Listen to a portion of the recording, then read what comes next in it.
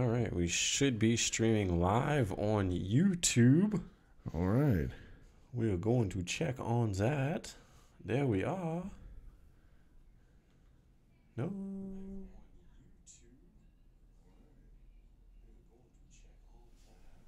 All right, you probably want to kill the volume on that. Might be on the other. Yeah, there you go. What's up, YouTubers? They can't see us just yet, but you can hear us. Oh, they can't see us? Not yet. Not yet. I just had to adjust one thing here.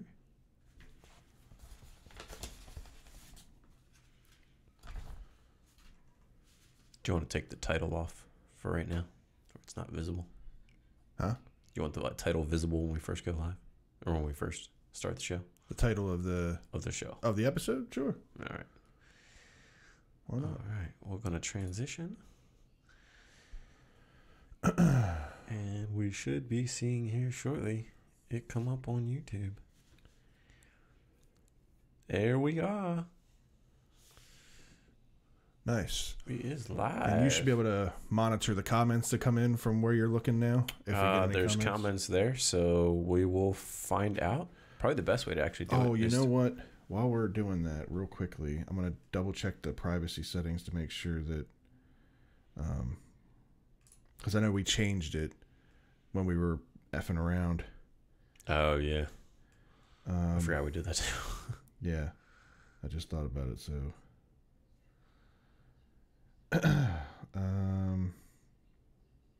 Actually, I might be better off doing it on here, because.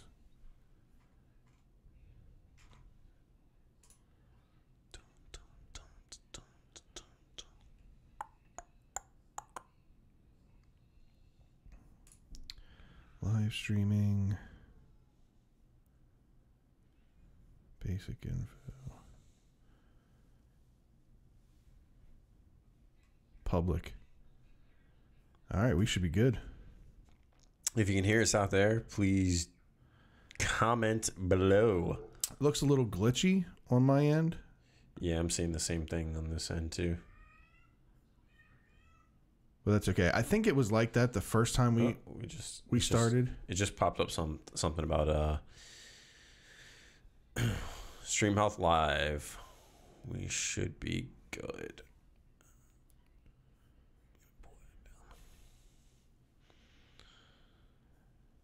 All right. Stream Health says it's green, so. All right, we're good then.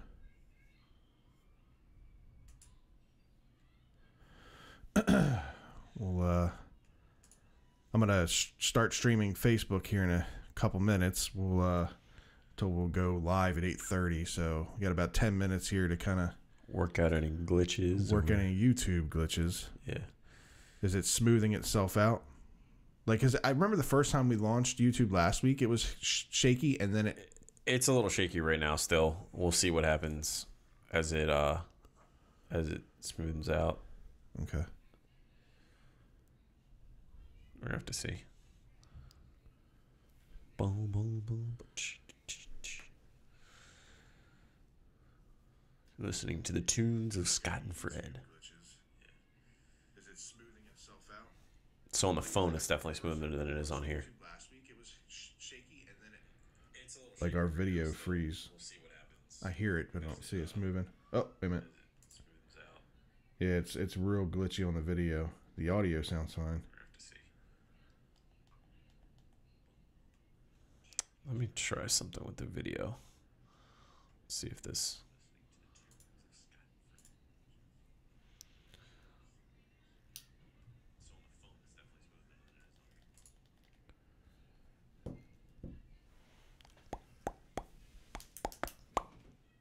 All right, now it seems to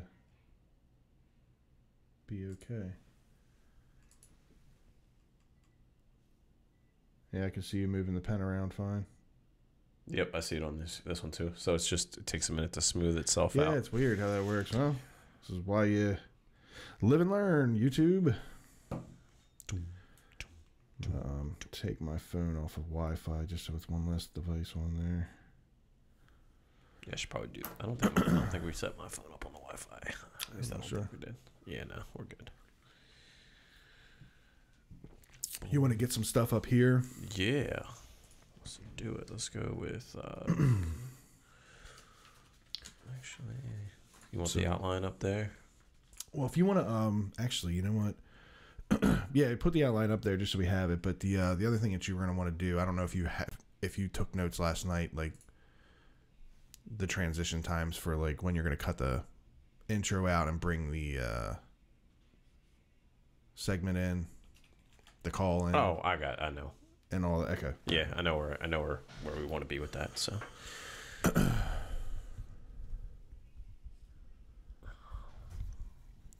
Force myself to sit up a little bit. I'm going to start Facebook Live now just to make sure that... no glitches. No glitches, right? No glitches. Yeah. You thought I was going to say a bad word there. I knew where you were going with that one. All right, so Facebook Live looks like it's up and running. I'm going to double check the feed on that, make sure we're good. YouTube looks like it's a little glitchy again. What is up?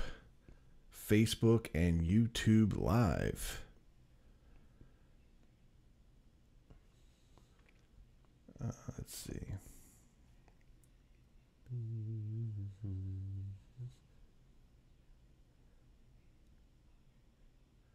For those of you out there watching the live feed, or even if you're watching this on the video feed, the recorded session, do us a favor. If you've got some topics or anything that you'd like to hear us talk about, I mean, obviously you can see the outline below as to what we plan on getting into this episode. But if there's some things specifically that you guys want to hear us talk about, drop us a comment, let us know, and we will make sure we get you in the show and address everything you want to be addressed. You ready to, looks like Facebook's going good. You ready to roll? I am when you are, sir. Let me take one more swig of my beer here.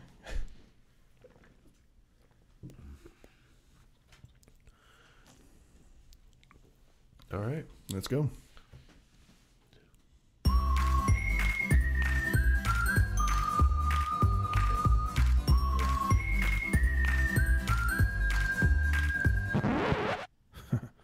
You thought we'd start the show off like that? Birdland. Technical difficulties. Yeah. Might help to record the podcast. Might. Let me get that up and running there. Testing. 1, 2, 3. Testing. Yeah, it's good. We can start that feed. Did you hear a bit of an echo? I did. I was a little concerned on that, actually. We didn't press anything over there, right? No. Are you monitoring on or something? Yeah, that's what I'm going to turn that off. Do a test sound real quick. No. Go ahead. Just run with it. All right, here we go.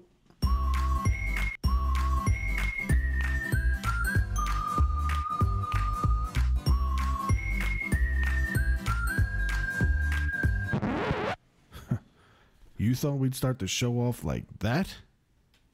Birdland BS. Check it out.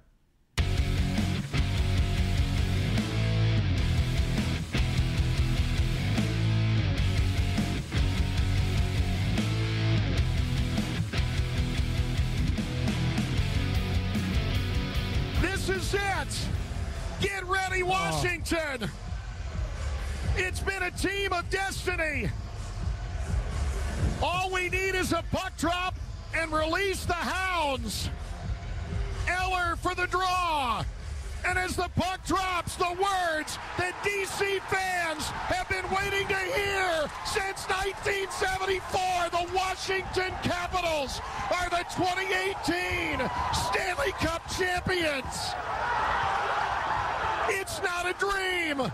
It's not a desert mirage. It's Lord Stanley, and he is coming to Washington. That's right, Birdland BSers. It's not a dream. Capitals, Stanley Cup champs.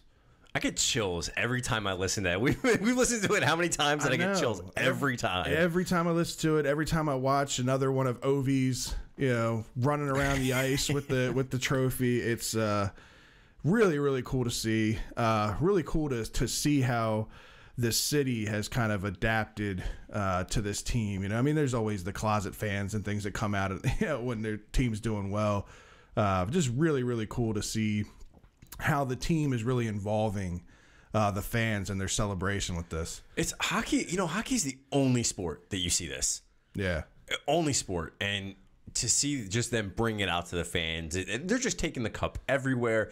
I think that's the one thing that really does stand out about hockey versus some of these other sports is it's something that it's only tangible for so long. Yeah, you only get to hold on to it for 100 days. Yeah. So, you know, it's a big deal. Yeah. You know, when you get it, I'm sure they get rings and stuff to commemorate and all that stuff and all, but it's not something that stays with the Caps even after, you know, even in the next season. It's gone. Yeah. No, I mean, and Ovechkin is doing everything he can to hang on to that cup for as long as possible. I'm pretty sure he showered with it. Pretty sure he slept in bed with it. Well, there's pictures of him sleeping in bed with it. So this wouldn't be the first time the Stanley Cup. I'm pretty sure the Stanley Cup gets laid more than I do these days. Right?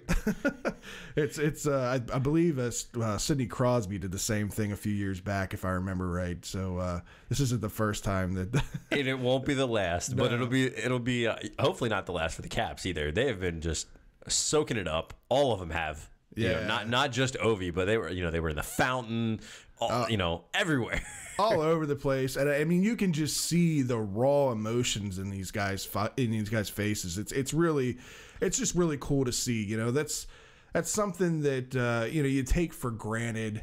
You know, with teams that win multiple championships and things like that, you don't really see the excitement that goes. But I mean, this is 44 years in coming. You know, for Alex Ovechkin and Nick Backstrom specifically, you know, this was 12 and 13 years respectively that they've had to battle through all of the, you know, the naysayers and, you know, the people questioning whether they're going to be, you know, considerations for Hall of Famers if they don't win a Stanley Cup. And for me to be able to kind of brush that off now and have kind of put that to the side, you know, stick it up yours. You know, they finally did it. They end up winning the series 4-1. They take the last game in Vegas.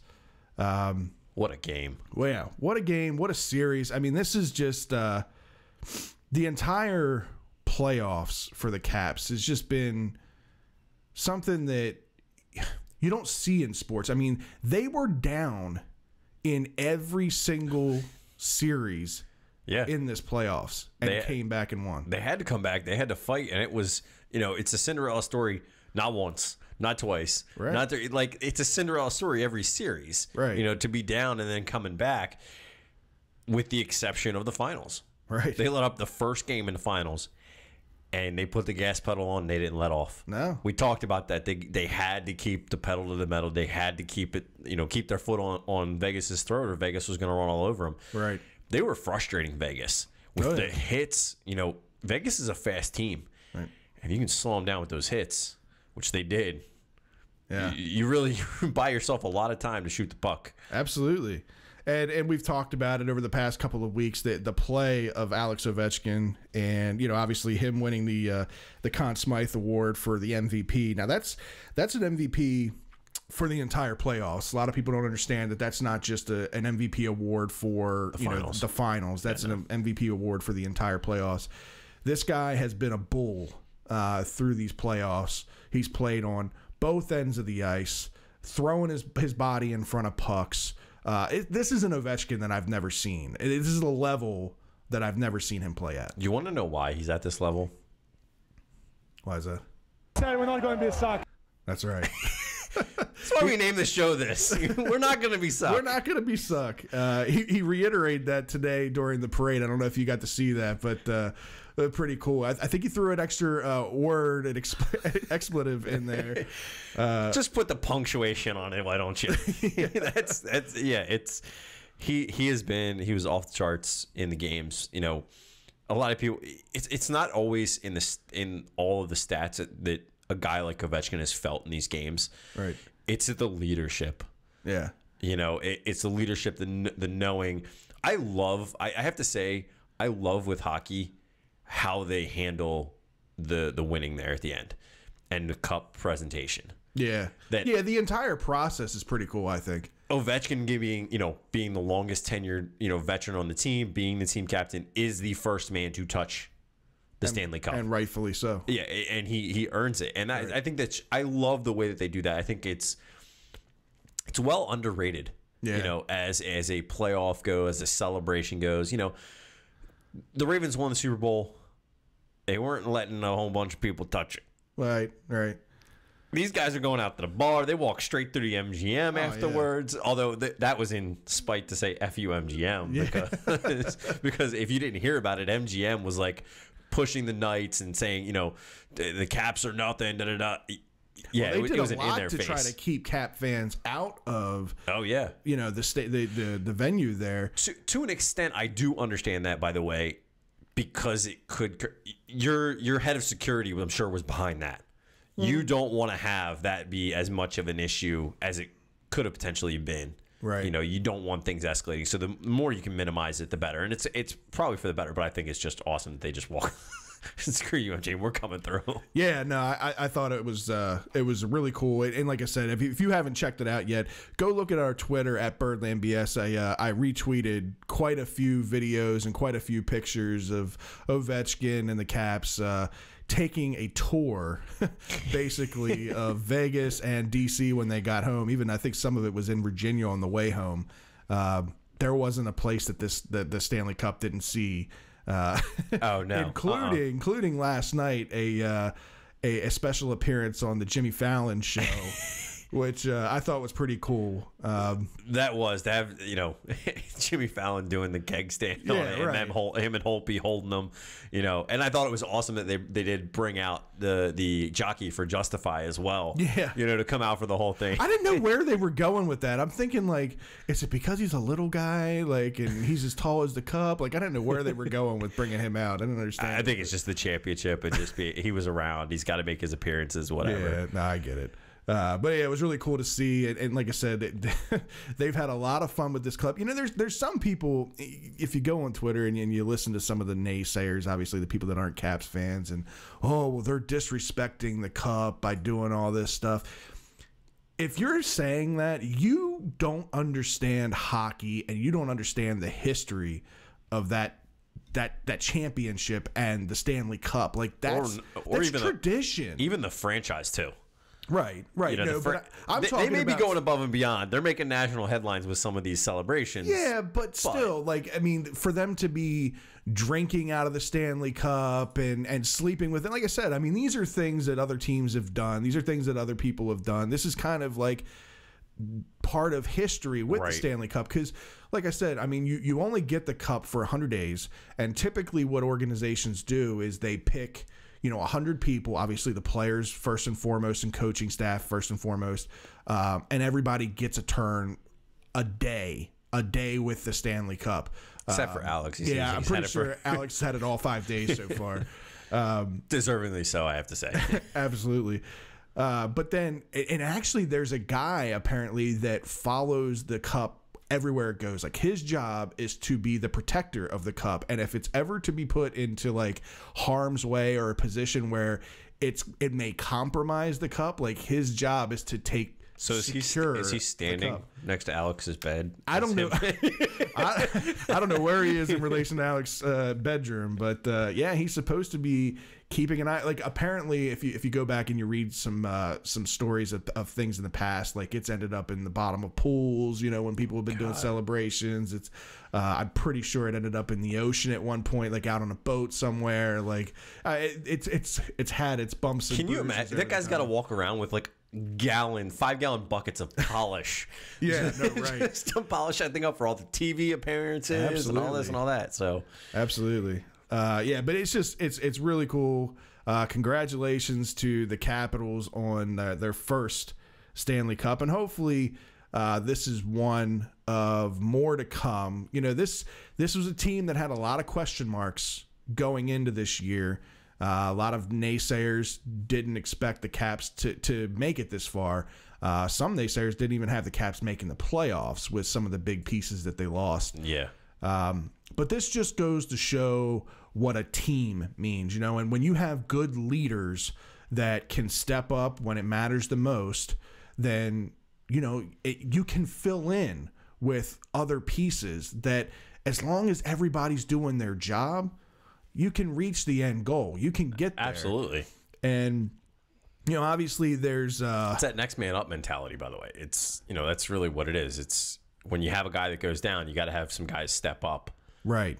And the Caps had that happen multiple times throughout the year. So right. They've really proven it. By the way, I forgot to ask you, how much did it kill you because you didn't get to watch the game live? Oh man, I know. I wasn't even going to bring it up on the show. Just I had bought my wife some Florida Georgia Line tickets a few months back. This was actually for I think it was Valentine's Day that I bought them for a concert, Florida Georgia Line concert, which I'm not the biggest Florida Georgia Line fan. Don't hate me on that. Don't at me on that. I just was never a really big Florida Georgia Line fan. Now, I will say this. I had to go to the concert on Thursday, so obviously I missed the majority of the game at the concert, but they do put on a hell of a show. So if you haven't seen them live and you are a fan, I recommend you go see them. But yeah, I ended up, it was funny because we're walking back from the concert, and I had been getting like updates the entire time I'm there from me, from you, and like there was one person that was in front of us that was trying to stream the game live, but like the reception there sucked. So we're on our way back to the car, and I'm trying to get it loaded up on the phone, and I couldn't get it loaded up. And then we actually get to the car, and we get out of like traffic where there's this mass of people probably trying to do all the same thing, right? And the cell towers are like ping, ping, ping, ping, don't know what to do, they can't keep up with it. So we get away and we get it streamed, and we got to watch like the last 7 minutes of the game. That's cool. And we got to watch the the celebration and everything on the way home. So I didn't miss it all, but yeah, unfortunately I did miss a good portion of it.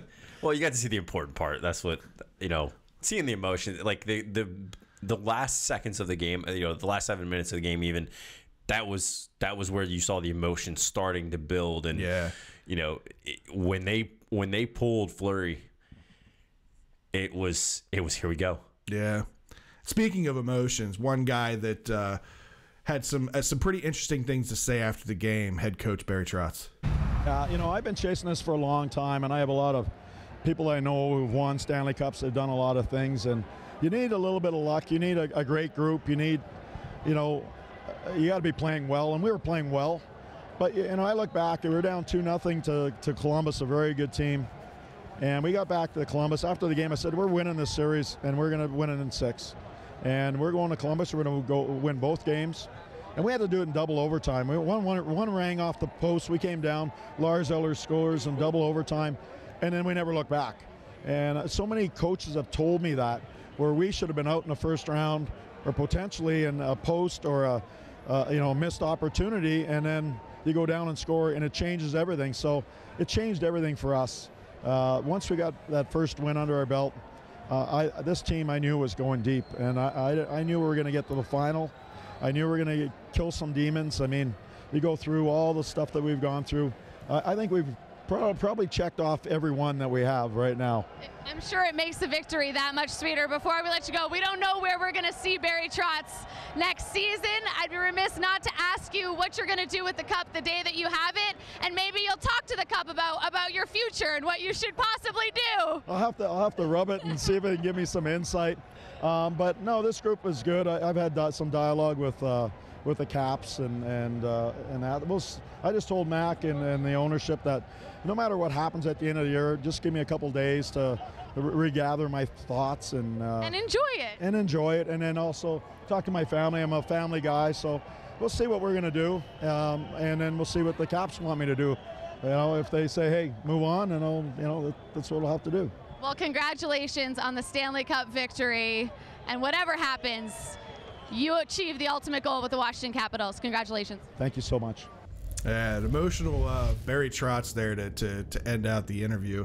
There's a few things I caught in that interview that I want to make sure that we address. So talking about the series first and foremost, one of the things that you and I had talked about that had never really been a part of the Caps' entree. It's been like the total opposite is the luck and some of the bounces that really went the Caps' way in this series. And it wasn't just the Vegas series. I mean, this was the entire playoffs. Things, I mean, bounces that normally wouldn't squeak through somebody's legs did. You know, ones that would bounce off the post that were sure clear fire goals for the other team were hitting posts. Like, just things that it all lined up for the Caps. And just a really cool thing to see finally turn around and go their way. Yeah, absolutely. I mean, there's several different shots, you know, as he talked about in the Columbus series. Yeah. You know, you have it going the other way and nobody was expecting the goal, and then you get the goal.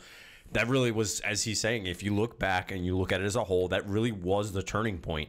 Yes, they got down 3-1 in some, or sorry, three games in the one series, but at the same time, they knew at all times it was possible. Right. It wasn't like past years where it didn't feel right. Right. You know, this year, there were some times where it was like, is it? But you were questioning it. Right. Whereas previous years, it was like, here we go again. Well, I think for me, the biggest turning point, he mentioned this, like killing demons. You know, obviously the big series was the Penguins. And, you know, freaking Crosby. Yeah. Regardless of the comeback that, you know, they had in Columbus, you knew that Pittsburgh was on the other end waiting for you, and that was kind of your arch nemesis, and they were able to exorcise the demons and get past the Penguins. And that's kind of when I started thinking, this could be their year. This, you know, you get past the second round, not just the second round, but you get past the Penguins in the second round. Which has been your ultimate demon. Right, which has been your ultimate demon. Even though, like, I knew going into Tampa Bay was the faster team. On paper, you could even say they were the better offensive team. That if Washington came out and played their physical style of hockey like they did in that series, that they would dominate, and that's exactly what they did. And we said that before that series even started. We mentioned the fact that this is not, you can't take this lightly. It's not, okay, we're past the Pens, let's go. It's Cap. It's, you know, it's secure. No, it was. Right. We faced two of the top teams in the NHL that were faster than us. Right. We had a little bit more strength on both sides. Now, it was a little, probably, in my opinion, it was a little more evenly matched against Tampa Bay. Right. But ultimately, both teams were fast, and that was the one thing that everybody's worried about with the Caps. But the Caps did a good job in both series, did a great job of being able to get back on defense. Being in position. That was something that you and I talked about when it came to the Penn series, where they were struggling a little bit to get back on defense and be in position and protect Holtby. But they were able to do it in both those series, and that was the difference. That if you look at some of the stats, pull up, I don't have them pulled up right now, but if you look at some of the stats, the defensive players had a lot to do with several games in both of those series. Oh, yeah. No, I totally agree. I mean, if you go back and you watch some of the losses that they had, a lot of those losses were because of second chance opportunities. You know, teams throwing the puck at the net, getting the rebound off of Holtby, and being there to put the puck in the net. When the Caps were successful is when they made their adjustments defensively to be down in the neutral zone, to make sure that they were poking at pucks, not really giving anybody a clean shot at the net, and when they were getting clean shots on the net, being there to gobble up the rebounds and not giving the second chances. And that was the difference. You know, it seemed like Vegas in the Cup final kind of came out with a game plan, and they stuck to that same game plan through all 5 games. Oh, yeah. You know, I give a lot of credit to Vegas and the season that they had, the regular season that they had, and the run that they had through the playoffs. It's something that we talked about. They'll probably make a movie about if it's not already in the makes. It's an epic season that's never been accomplished in expansion history. You know, I heard a comment the other day, and I wanted to bring this up. I heard a comment that somebody made, and I just have to say, this is just, it just goes to show you the person that made this comment. I don't know who made it. It was somebody random on Facebook. But the statement that was made was, well, what do you expect when you have a team that's made up of everybody else's good players? You have to understand, you've never played a sport if you're making that statement, because it takes, you can't just throw. It's not a video game. No, you can't take the top players on every team.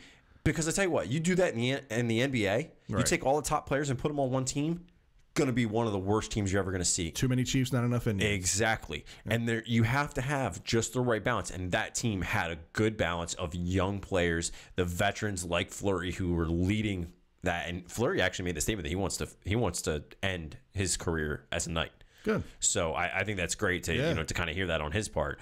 But to do what they did and to have the chemistry that they did as quick as they did. Yeah, that's the key.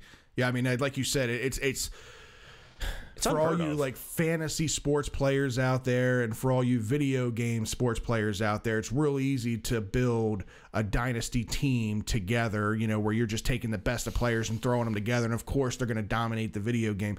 But there's something to say about chemistry and playing together as a team, regardless of, and that's, I think, been part of the Caps' problem in the past is, when you looked at them on paper, there's no reason that this team shouldn't have won 2, 3, maybe even 4 championships by now when you look at what the rosters that they've had in the past compared to what they have this year.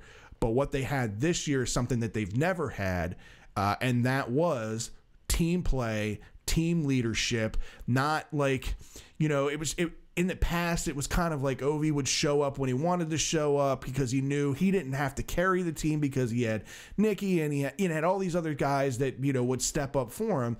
And that's all fine and dandy. But when you've got players as dominant as Alex Ovechkin, if you can get the best out of him day in and day out. Oh, yeah. And then you've got good role players around him. And that's what the Lars Ellers of the world are. That's what the Jacob Veranas of the world are, Tom Wilson, these guys. That's exactly what they are, is good role players. And you see what happens. When I see Tom Wilson, I think of one of the Bash brothers from Mighty Ducks because that's what he is. That's basically what he is. He's an enforcer, man. He just goes after everybody. You've got, and you brought up some of those names there. You got some of these guys that are still under contract. Holtby's going to be under contract for 2 more years. Backstrom 2 more years. Ovi's in for 3 more. Kuzi's in for 7. Oshie for 7. Eller for 5. Niskanen for 3. Orlov for 5. And then you bring up, to kind of come back to the Trotz interview. Right. Everybody does forget Trotz is a quote-unquote free agent coach. Right. His contract is up at the end of the year. Yep. What do you think is going to be the conversation from the ownership and him on his future with his team? I don't know. I mean, it's I don't know what goes on behind the scenes, behind closed doors there. I don't know the conversations that they have. I mean, the Caps didn't start off the year very well. They in the year they were playing 500 hockey in the first, I want to say, like 20 games of the season, and there was a lot of people calling for Trotz's job at that point. And that killed any kind of contract negotiations or talks that may have been going on at that time. But obviously he's turned the tide, and now they're Stanley Cup champions. And when you the totality of his career, he's one of the most successful coaches in NHL history as far as his winning percentage goes, especially in the playoffs. He's got a really good track record in the playoffs. He's got a great track record in the playoffs. So that I believe he's earned his contract. Like you just mentioned, I mean, you went on a list of about 7 or 8 guys there. You've got a really good core of guys that are going to be with this team for the next 2 to 7 years. This could be a team that could win a couple of championships in the next couple of years. And I feel like they've adopted to Trotz, and I think that Trotz is a player's coach. He's not a man of a whole lot of words. Like if you watch the videos, of him doing like pregame pep talks and things of that nature, that's not really him. No. He's more of an X and O's kind of guy. But obviously, I mean, his track record speaks for itself. It's something that I really hope Leonis and the GM could get together and finalize a deal to keep him here at least for the next 2 to 3 years. Yeah, they've got to do something. He is definitely a leader for this team, and I think Ovi's going to be, if Ovi has anything to do with it, I think Ovi's going to be in the ear of ownership. Yeah, absolutely. I don't know how much it is is or isn't like the teams like the Orioles or the Ravens, where you have some vocal leaders who do have a little bit more kind of sway and talk to ownership. Right. But it's definitely going to be interesting to see because, I mean, he's not the only free agent that you have. That's what I was going to say. On the flip side of that, you do have some pretty big free agents that you have to make decisions on that are coming up. This is just the way of sports. Contracts end, and some of these younger guys that have outplayed their contracts are due for big money deals. One of the guys that we just mentioned, obviously, Tom Wilson, one of the best defensemen in hockey, definitely one of the more aggressive and a team leader, in my opinion. This is a guy that he sets the tone defensively, and he makes you want to go to battle for him. You know what I mean? Like, he's the guy that know's got your back when you're out on the ice. If somebody's going to rip my jersey off like they did with Kuznetsov jersey, he's going to come fight you, and then he's going to fight you again when he comes out of the penalty box. Like, that's just, you got to have that on a hockey team. And Wilson at 24 years old, he's due a big payday. This guy's going to have a long, as long as health stays, on his side, he should have a very productive career. This is a big year for the Caps and their defensive guys, because there's a lot of defensive guys that are coming up for contracts. You've got Wilson, you've got John Carlson. Carlson's not too old either at 28 years old.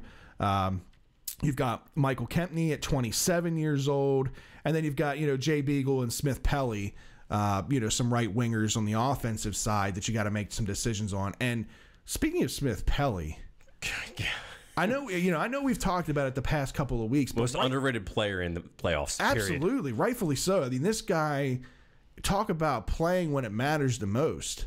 If it wasn't for the play of Ovi and Kuznetsov, those guys, 1A, 1B, Ovi and Kuznetsov could have been the Conn Smythe Award winners. I mean, you could have picked a name out of hat and it would have made sense either way. But you take those two guys out of the picture, I think your most underrated valuable player, absolutely Smith Pelly. Absolutely. No, I 100% agree. Shout out to Mark DeArch on YouTube saying what's up. Thanks for joining us. He's our first YouTube live listener, so thanks, man. Appreciate you coming in, for sure. And for all those listening on Facebook. Yeah, Eric, Margaret, Trish, we see you. Appreciate you guys coming in. James, as always, our Pizza John's rep. Appreciate you tuning in. For advertising. Yeah. So, yeah, they absolutely have some really, really big decisions to make. Well, you got your other right wing there, too. Since you talked about Smith Pelly, you've got Jay Beagle as well, who was kind of quietly pivotal, in this series. Carlson and Kempney obviously having a goal in the final game. It definitely, you've got some names in here that could be long-term players. Beagle's probably the guy that is most expendable. Yeah, I agree. He's 32. He's not, but then again, maybe you can sign him to a smaller 1-year deal, 2-year deal. I don't know how prevalent that is in NHL, with these shorter term deals. Right. But I do think that it's something that you kind of look out for. I think Beagle, he's either at that point where he's going to play a few 1-year deals, for the rest of his career until he's done, or he might sign one more long-term deal and then just kind of ride that out, whether that's with Washington or whether that's with somebody else. We'll see. I think, if I had to pick one name out of that list that was most expendable, I would say Jay Beagle. And I'm a big Beagle fan. I love Jay Beagle, but it all comes down to dollars and cents. It all comes down to, building for the future. And a guy, Jay Beagle, is not saying that he's not a huge contributor, but at 32 years old, he's on the back nine of his career. How much better is he going to be? So, yeah, I think he's probably the most expendable. I think the most important two guys here on this list, Tom Wilson and I think Smith Pelly. Yeah, because I agree right there with you. If he elevated his game to that level in these playoffs, what can we expect from him moving forward? And, again, he's only 25 years old, so he's still two young guys. Still on the uptick of his career. So it'll be exciting to see what goes on there. One thing that has kind of driven me crazy on Twitter. You got really frustrated with this, and so did I. It really does. It frustrates me, and I don't understand it. And, you know, for you guys out there that are listening, whether it be on YouTube or Facebook, if you feel this way, chime in. I'd love to hear. I don't understand the disconnect between Baltimore and DC fan bases. Like, why do people really have a problem from Baltimore rooting for a DC hockey or basketball team when Baltimore doesn't have one? Like, it's something that I don't get. Like, I talked to you about this last night a little bit, and I could understand it if, like, so Ted Leonis, he's the owner of the Capitals and the Wizards. He also owns the Baltimore Brigade. He also owns the Washington Valor, both arena football teams. I would understand if Ted Leonis had come out and said, you know, he would do whatever he could to block Baltimore from getting an NHL team or Baltimore from getting an NBA team. I get that. But that's never been the case. It's never been anything that I've ever heard of. And, you know, I went back and forth with, I'm not going to name him, with a person on Twitter about this. And really the only rebuttal I got from him was, well, that's because DC fan bases are snobs and they're snooty and they're this and they're that. You're no better for calling these people fan bases names. And how can you judge an entire fan base on the actions of a few? You know, for me, and I don't know enough about you personally. Like, for me growing up, it took a while before I became a hockey fan. You know, I wasn't a hockey fan at a young age. It really wasn't until I became a teenager that I understood the sport, and I really took a liking to hockey. Right there with you. I'm a Baltimore kid. What other team makes sense for me to root for locally than the Caps? Like, I don't understand. Would you rather me root for the Penguins? A Pittsburgh team? Or the Flyers. Never going to happen. Would you rather me root for the Flyers? Would you rather me root for the Rangers? Like, I don't understand the disconnect. I mean, I don't know what you feel in this I'm topic. the same way. I'm Baltimore born and bred. You know, I moved up north of Baltimore when I hit my teen years, but still was, you know, Baltimore through and through. Right. You and I both, you know, have that same concept of we didn't have a team that we really paid attention to. You know, people get mad, and I joke around with some of my friends. I have some friends that are some Dallas Cowboy fans. Tris, I have no problem with it either. Go DC. I hear you. Yeah. So I have no problem with my friends that do this. I just give them a hard time because when the Ravens came to town, I'm a hardcore Ravens fan. I have some friends who will root for the Ravens, but they're diehard Dallas Cowboy fans. Baltimore through and through, but they're diehard Dallas Cowboys fans. And the reason for it is, as they were growing up, as we were growing up, they didn't have a team to root for. And that's fine. I have nothing but the respect for those people. I don't like people that jump on bandwagons. Exactly. That drives me crazy. Like, just because a team's winning, like, that just goes to show your lack of sports knowledge and your lack of sports, like, just following. You don't really have any heart in the game, per se. You're just kind of bouncing from team to team when they play well. Yeah, no. Here's the way I'll put it. As long as you aren't floating between teams, I'm fine with it. If you want to root because they're doing well, some people that's how people look at sports. Is if the team's doing well, great, I'm going to root for them. But if the team's doing bad, I don't give a crap. It doesn't affect me. Like, you know, and I can see that mentality to an extent. Right. I don't always agree with it, but I see it and I respect it. But I'm the same way. This whole disconnect with DC, like, I know people that live in Baltimore, right? Have their whole life. The Redskins fans. I don't care. It shouldn't be a big deal because those people, I think the people that are saying it, and I'm pretty sure that the person that fit in this category is 100% true.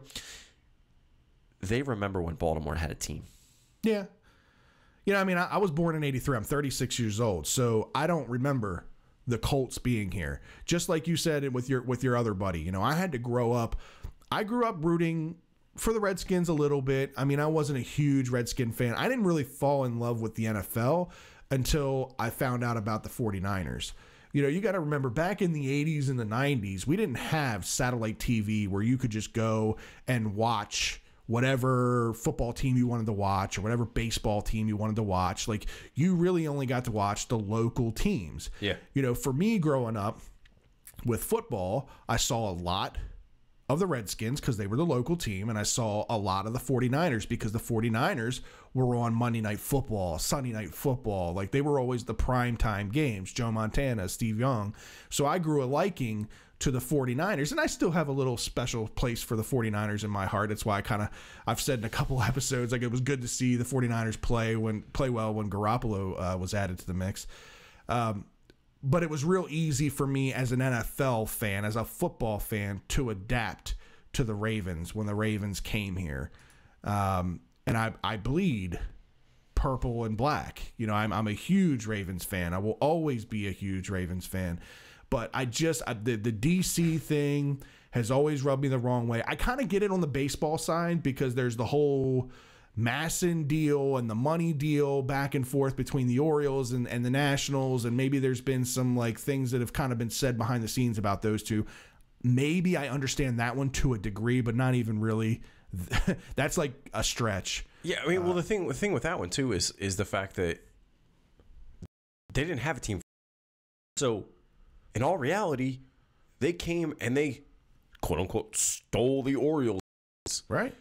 Well, let's remember, when they came back, the Orioles were in the middle of a long losing. Right. So those fans said, let's go see what this team's about. Right. And that's fine. I have no problems with that. If you're from DC and DC got a team and you said, hey, you know what? This is now going to be my team. I'm from DC. I'm going to go support them. I'm fine with that. I wouldn't want to drive an hour and a half to see a team losing all the time. No, I wouldn't either. But I don't know. There's been a lot of talk with that going back and forth on social media. Some people have been giving some Baltimore fans some rift for rooting for the Caps, through this playoffs. I've never been one to understand it. Trish, mother-in-law, commented that her nephew roots for the Rangers, and she doesn't understand it. It's just really who you grew up loving. And your nephew obviously grew up in this area, so he didn't have a team in the Baltimore area to root for. So, he's basically a free agent of a fan in the sense that he can adapt to who he likes. And Rangers play a lot of prime games, and they do. On television. The Rangers were on TV a lot. Now, the one thing I don't get about your nephew, and I think you're talking about the same nephew, is that he's a Toronto Blue Jays fan.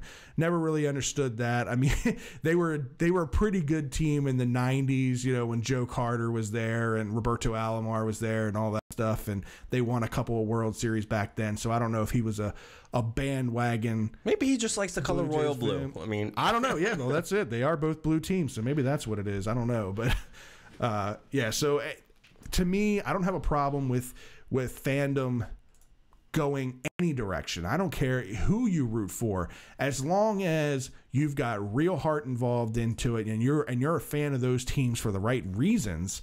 Because those are the teams you love. Those are the teams that you want to watch week in and week out. Not because you're just jumping on the bandwagon of, being a fan because they're winning. Yeah, it's the ultimate test for any fan, and any true sports fan will know this. If somebody says they're a fan of something, you ask them to name someone from that team greater than 5 years ago. Right. You do it. Right.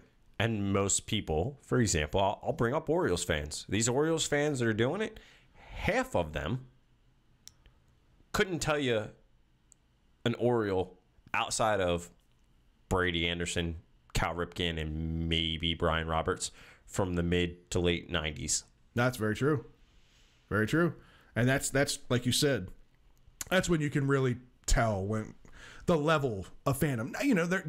You and I are diehards. You've obviously had season tickets. I can name people that people are like, huh? Exactly. There's a different level to that kind of stuff, and not everybody's as invested in sports as we are. No. So I get that. But at the same time, like, it's just you root for who you root for, and let it be. Like, don't give anybody crap for the teams that they follow or the teams that they root for, whether they are 100, or 50 miles down the road in DC. That shouldn't matter. And everybody's got their reasons for it too. Just right. to end this out real quick, I get crap all the time. I'm a Florida Gators fan. Oh, okay. Look, I'll root. I have nothing against. Look, I'm an Ohio State fan, and nobody understands that. So I root for the Orioles, right. But I spent a lot of time summers in Florida. My grandmother, it kind of became a tiff with my mom, and then it became like, a joke. My mom is a huge Florida Seminoles fan. My mom grew up in Florida. My grandmother is a Gators fan. Okay. So I grew up trying to, rebel against my mom a little bit, and right. But I started watching it, and that's, I became a fan of their teams. Right. Most people forget guys like Joakim Noah, Torian Green on, when it came to NCAA basketball, the year that they won the championship. You also got guys, right now I pay attention. Right now, we'll bring it up later. They're in the Elite Eight for baseball. Yeah.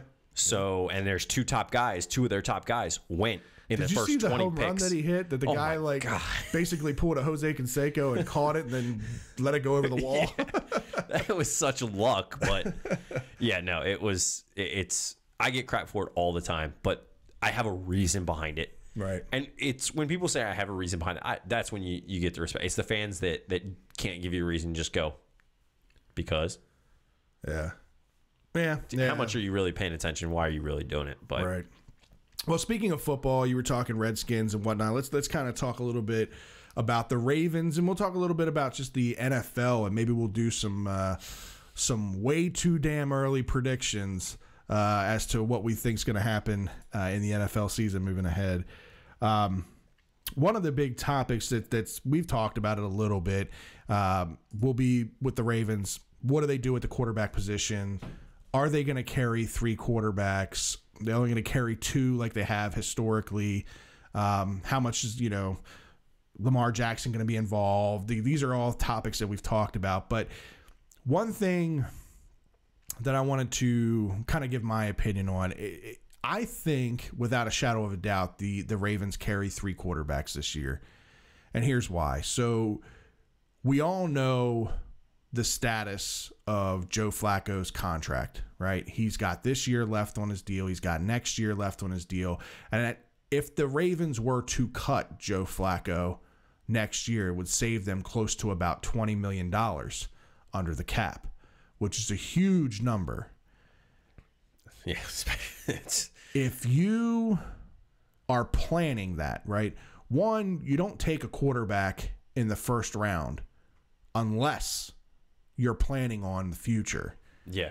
And I think, and a lot of other people think, that Lamar Jackson might get his shot maybe a little bit this year, but they think that the transition is going to happen next year.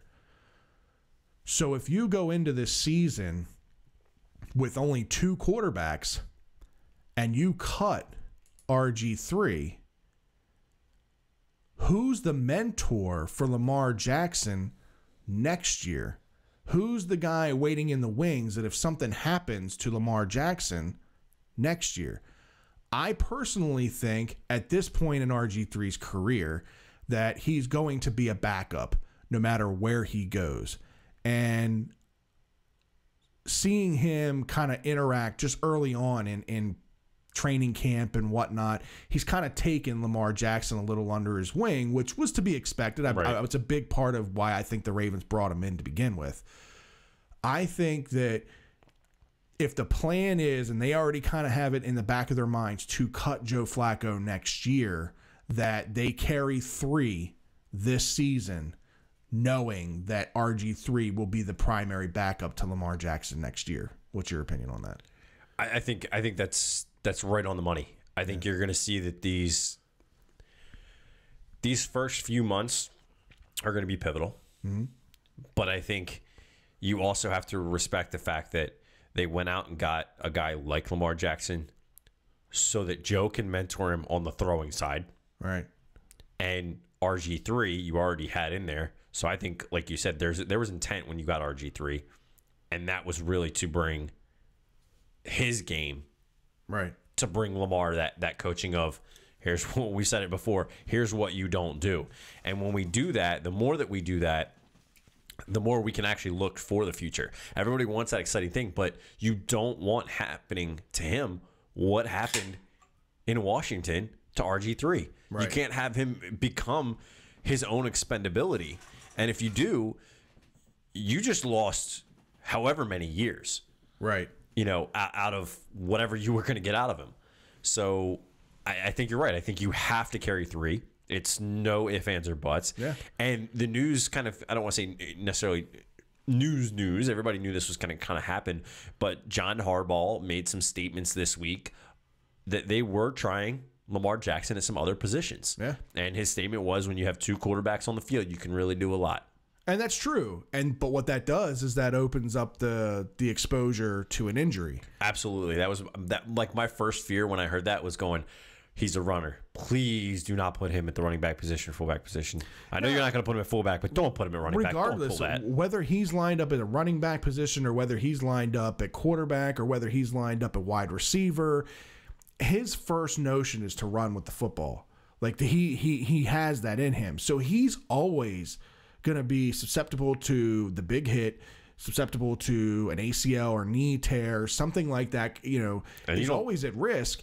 And if you're going to be adding these packages to put him in at these positions, now you've got both of, if you're only carrying 2 quarterbacks, you've got 2 quarterbacks, your 2, liabilities out there on the field. If Lamar Jackson goes down with a knee injury and Joe Flacco's out there by himself, already with some previous, injury history, you can't be down 2 QBs. That's too risky. And the amount of money that you signed RG3 for, $1 million, that's so low risk, high reward to have him. Now, the only problem that you have with that is obviously it takes up a roster spot. So that means somewhere else along the line, you might be a little thin somewhere. Defense. Maybe defense, maybe wide receiver. Like there's a lot of things that, special teams too. Yeah, special teams knocks you off somewhere positionally wise too. So it'll be interesting to see. I think just kind of reading into what I've seen, I think the plan is to carry 3 this year with the intentions of Joe Flacco not being here next year and it being a Lamar Jackson and RG3 1-2 moving forward. Yeah. The only thing I think that might stall that another year would be if Joe Flacco had a career year. If Joe Flacco comes in, he throws for over 4,000 yards. He throws for 30 touchdowns the first time in his career. He wins. He takes them far into the playoffs. That kind of thing. If that happens, then I might reevaluate what I think might happen for next year. But even then, that $20 million, because you can't get around the salary cap. The salary cap is a problem. And they've got some big contracts coming up, C.J. Mosley being one of them. Like, that was part of the conversation going around training camp today, was that, C.J. Mosley could have very easily been like some of these other superstars out there and held out through training camp because he wants a deal done and that kind of thing. But just goes to show the type of player and the type of man that C.J. Mosley is, that he's there day one, said that the contract's not going to be an issue. It's not going to be something that affects him. But that's definitely something you got in the back of your mind. This is a big part of your defense that you're going to have to sign and you're going to have to make money for some way. Yeah, you've got to do something about it. But at the same time, that's where I disagree with you. I don't care what Joe Flacco does this year. I don't think you can afford to bring him back. If he has the year of his career, what I'm saying. Like, I think. Well, I thought you were saying that you think that. It may play a role. That would be the only way that I think Flacco may be able to save grace here in Baltimore, is if he has a career year, he takes them far in the playoffs. Maybe. I'm saying that's like, I say it's got to be a God-given no. Yeah, it's got to be a no for me. And here's why I say that, because while Joe has done a lot, there's also been a lot of pressure on Joe the past few years that the performance is there. So then the question comes out is, okay, what happened the other 2 years now, Joe? Right. I know all right, we'll let you slide on one for the injury, but when contract year comes up, you decide to perform. You putting it at 80% instead of 100%. Right. The other years, I'm questioning that as a fan, and as an owner, I would imagine that Bisciotti would. I mean, because you're not putting out a little bit of money for that, right? If I'm putting down $20 million, I expect to be getting 100% out of you every game. And this goes back to why I think he will have a career years, because we've talked about this in the past. Joe Flacco plays his best football when the pressure's on. Yeah. And he's never once in his career had pressure from behind him at the same position. No. And he's got that now. Yeah, I mean, it's a threat for him, and he's got it. He has no choice, but I don't care how he performs. I don't think you bring him back. I think you have to get rid of that salary cap. I mean, to be honest with you, depending on how it works out, I think you got to maybe keep an RG3 on. Right. You know, you got to keep somebody on the commensurate, but can handle a backup role if needed. No problem. Yeah. Right. So I think it's there, but I don't think Joe Flacco, I don't want him back next year. Okay. You know, I know it's way too early. Yeah. But at the same time, he's getting up there. The inconsistency is growing with him. And if this year he has the year of his career, it's really going to cement that. Right. That I don't know what I'm getting, and I don't know what I'm getting part of his career. You know, Joe's getting older. Joe's not getting any younger, and you've got to recognize that. You got to go forward with it. Well, you mentioned way too early. That's a good segue into the next segment that I want to bring in. So I'm going to ask you just right off the bat, if you had to give me a prediction on the Ravens' outcome for this year, are they in the playoffs? And if they are they a division winner? Are they in a wild card team? Where do you see the Ravens today? Going in the wild card? Okay. Wild card. And why? Where do you see their record? There'll be a wild card. I wasn't expecting this part. I mean, do you think they're above 10 wins? Do you think they're? That's what I was sitting here thinking. Do I go 10 or 12? 12. 12 might put them in a division. Here's why I don't think that. I think it's going to take at least 12 to 13 games to win the division. Really? You think who do you think is going to be that good in the division that's going to run away with it with more than 12 or 13 wins? I think the Browns. The Browns. You see them going from a 0-win team to a 12 or 13 win? You're adding a lot of weapons. Woo. Do I think they're going to win the whole thing? No. But I think they're adding a lot of weapons. They've shown this offseason. They're serious. Gordon, I saw an article today from Gordon saying how excited this locker room really is. Right. It's unlike ever he's seen before. To have him saying that, I'm turning, my head's turning their way.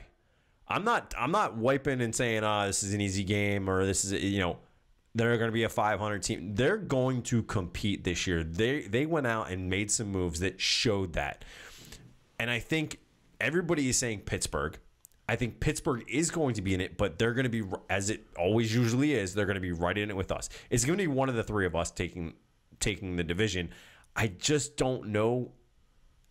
I don't know how Lamar plays into it. I don't know how Flacco's health plays into it. Right. That's why this is the way too early segment. We should. I mean, this is just taking a shot in the dark. If you had to go off, knowing what you know today, I should put money on that because the Browns are like 100 to 1 odd. So I should put $100. I'm going to write this down just so I don't forget this. Scott's got the Browns winning the division. You've also got the Ravens as a wild card, but then you mentioned the Steelers being right there. So do you have both wild card teams coming out of the AFC North? I have a feeling it's going to come down to us and Pittsburgh for the second wild card spot. And you think the Ravens win that out? I think the Ravens win it out. All right, so you've got the Browns. And the way they would win, I'm going to say that I'm going to go off on a limb. I'm going to say they win it by division wins. Okay. All right, so here's where I totally disagree with you. Look, I'm right there with you as far as the Browns being a much better football team. That's to go without being said. I mean, that's what they've done in the offseason as far as bringing in free agents, some of the draft picks that they've made over the past 2 years on the defensive side of the football have really made that team better all around, which is going to make this division much more competitive from top to bottom. So I don't think there's going to be a 12 or 13 win team in this division at all, because we're going to be beating up on each other. I think the Steelers are still kind of the cream of the crop. I think that they'll win the division. I think they might win the division at 10 or 11 games. And I think, like you said, the Ravens sneak in the playoffs in the second wild card again at like maybe a 9 or 10 win season. Okay, I can see that. I can see it. That's just where I see it. Now, a lot of that's obviously going to play a part with Joe Flacco and him stepping up and doing the things that we expect him to do now that pressure's there. So there's our two teams out of the AFC North. They're going to be in the playoffs. Let's move to the AFC East. AFC East, obviously, cream of the crop has been and probably will be still until Tom Brady decides to retire, the New England Patriots. Do you see the Patriots? Yeah, that's it. That's dunk. Yeah, so, okay. I think we're both in agreement there that the Patriots win the division in the AFC East. So we'll both put that down. Do you see any teams in the AFC East making the wild card? You got Buffalo, who's kind of dismantled some things, with letting go of Tyrod Taylor. They still had a great year last year at 9-7. They were still in the playoffs. You got Miami getting Tannehill back, but what does that really mean? New York, with the future and getting their quarterback from USC. The guy's name's slipping my mind right now. Darnold. Yeah, Darnold. You got him out of USC. I think he's got a large learning curve to go ahead with him. So you're not going to see the success of him for another couple years. No, I think you're right. I think overall, it's definitely going to be the Pats. Nobody else is going to come close. I'll be surprised if they do. Okay. All right, so we're both in agreement on the AFC East. We're the only team that makes the playoffs this year out of that division are the New England Patriots, just like they do every year. Moving down to the AFC South. Now, this is a division that, man, it's wide open. There's a lot of really good football teams in this division, some of which that you and I are both pretty high on here. Obviously, the Cinderella story and the team of destiny last year was the Jacksonville Jaguars and the turnaround that they had and getting to the AFC Championship. Still are. Put it on the board. Right. Right. So they're definitely one of the most exciting teams, especially on the defensive side of the football. I see a lot of like early on 2000s Ravens defense with the Jacksonville Jaguars, and they continue to add pieces to that defense. It's only going to get better. The big question mark in Jacksonville is obviously Blake Bortles and the consistency of Blake Bortles. Where does Fournette play in again? Yeah, does Fournette come back? Does he have a sophomore slump, or does he continue to grow off of what he did last year? You got Houston getting Deshaun Watson back. Houston obviously finished the year at 4-12. They had an awful year, but they were a totally different football team with Deshaun Watson on the field. You get your leader in J.J. Watt back. So you've got that going on in the division. You've got, which I saw yesterday, actual footage, like current footage of Andrew Luck throwing the football. So that could be a good sign for the Indianapolis Colts. I think he's a big question mark on whether his shoulder is going to be able to hold up and how much strength he's going to have in that shoulder and, developing chemistry and all that stuff with his team. I think his team's still got a long way to go. The Colts are definitely a stretch in this Absolutely. division. And then you've got the Tennessee Titans who, had a pretty good year last year. They made the playoffs at 9-7. You got Marcus Mariota with another year under his belt. He's got some good wide receivers to throw to the ball to. He's got Michael Campanaro up there now. Not that that's a huge deal, but another Raven going up there. Pretty decent defensive team. What do you see coming out of the AFC South? Jaguars the division. Okay, so you've got the Jags in the division. Do you see the other wild card team coming out of here? Yes. And which team is that? Tennessee. Tennessee. Okay. So you got the Titans with wild card. I'm totally going to agree with you on the division. I've got the Jags for the division, but I think personally the other wild card team coming out of this thing is going to be the Texans. Yeah, I think I know that they went 4-12 last year, but again, the quarterback position is the most crucial position in sports. And what Deshaun Watson did to the NFL as a rookie was unbelievable. And, coming back off of an ACL injury is going to be tough. It's a hard injury, especially for a quarterback. He's not a Lamar Jackson type where he's going to run on every play, but he does play around. He's a running threat. He comes out of the pocket a lot. He moves out of the pocket a lot. So he is a mobile quarterback in that sense. But, man, this guy can throw the hell out of the football. And then on the defensive side, like I said, you get J.J. Watt back, and you pair him back up with Jadeveon Clowney. That's a nasty defense that nobody wants to see. So I've got the Texans coming out with I think they take the first. Oh, absolutely. Yeah, spot. No, absolutely. Either one of those teams. I mean, that's why I was saying, with the Titans, I think the Titans would come out over top of the Ravens. All right. And then now we move down to the AFC West. This one's a head scratcher for me. Like the AFC West, there's a lot of, again, question marks in this division. A lot of unknowns in this division. Obviously you've got Kansas City who won it last year, but they traded away their quarterback based on having a lot of faith in, a rookie quarterback that showed some promise in the preseason and a little bit that he played towards the end of the year. But that's a big question mark. We just don't know what we're going to see out of him week in and week out. Too big a one for me. Right. And that's the way I'm going there too. Los Angeles Chargers finished the year last year at 9-7. They got better defensively. Where's my Old Man River song? I've always been a big Phillip Rivers fan. I like his personality. I love his fire. I love his leadership ability.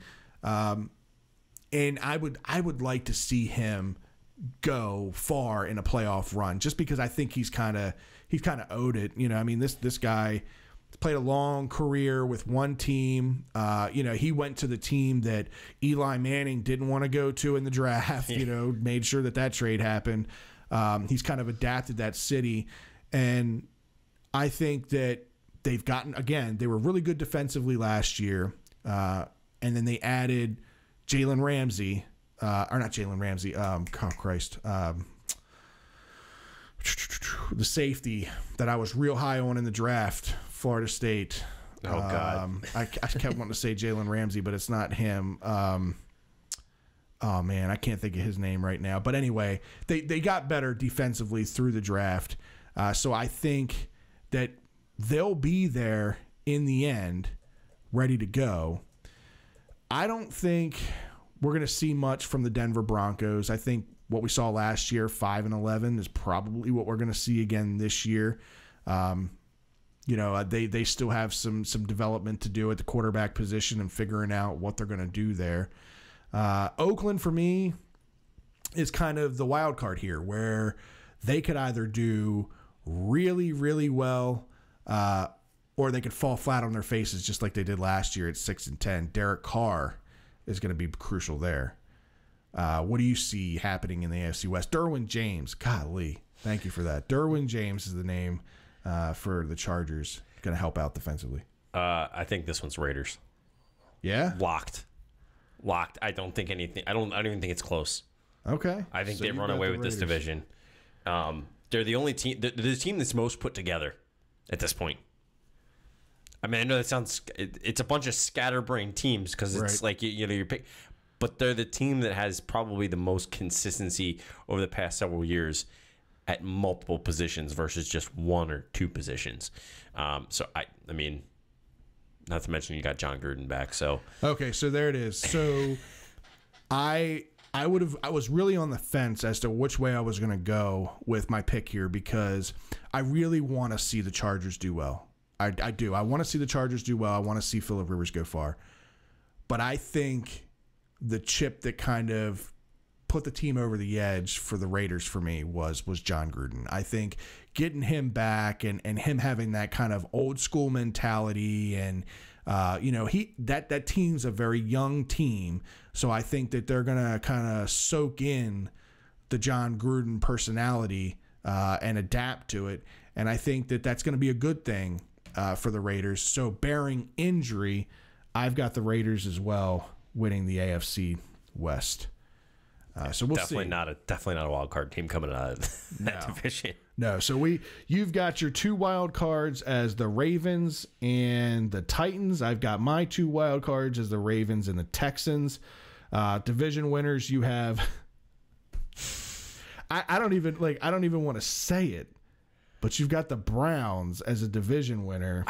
In the AFC North. Like, that hurts me to even say. It does, but you know what? I just feel the excitement that's coming out of this. That's such a huge leap. It's way too early. What do you expect? It is way too early. Absolutely. Now, if you hold on to this pick later on, when we get closer to the year, I might question your NFL wisdom. So you got the Browns and the Ravens coming out of the AFC North. You've got the Patriots. Both of us have that coming out of the AFC East. We both have the Jags taking the AFC South. You have the Titans with the wild card. I have the Texans, and we both have the Raiders coming out of the West. Let's move on to the NFC. We'll start with the easy one. We'll start with the NFC East. Obviously, that has the Super Bowl champion Philadelphia Eagles. You've got the wild card. You don't know how they're going to do Cowboys. You've got the always underperforming New York Giants. And then you've got the Redskins, which are a bit of a wild card as well, now adding Alex Smith, but you're subtracting Kirk Cousins. I don't know how much that helps the Redskins. I think they're similar players to start off. Similar. I mean, I think Cousins is more a down the field threat, and I feel like he's more of a risk taker. Fair enough. Alex Smith is more of the Trent Dilfer kind of game manager type. I mean, he's a much better than Trent Dilfer. I'm not saying that he's on that level. I'm just saying that he's kind of that game manager, doesn't really take a whole lot of risks, high percentage throws, that type of thing. Sit back in the pocket as much as he can. Right. So it's really going to depend on how he fits into this offensive scheme, in Washington. But for me, I don't see Washington being a playoff team. I don't see the Giants being a playoff team. I see, for me, the Eagles winning the division. And I do have the Cowboys taking one of the wild card teams this year in the division. What about you? I do have the Eagles as well, winning the division. For me, I don't think you're going to see another team come out of here. The rest of the NFC for wild card is just way too stacked for me. So I definitely think it's just the Eagles coming out of this division. I'm going to get killed. I'm going to get killed by somebody at work who's a huge Redskins fan, but I just don't. I think there's too much going on elsewhere. Okay, and that's fair enough. The Cowboys are a bit of a stretch for me. I just think that you get a motivated Ezekiel Elliott coming back who doesn't have to worry about the off the field stuff this year. He's gotten through all that now. The only question I have is the wide receivers and the chemistry that Dak Prescott's going to have with some of these new guys. You obviously lost your most productive receiver in Dez Bryant, and you replace him with a guy like Allen Hurns from Jacksonville who has some problems with catching the football.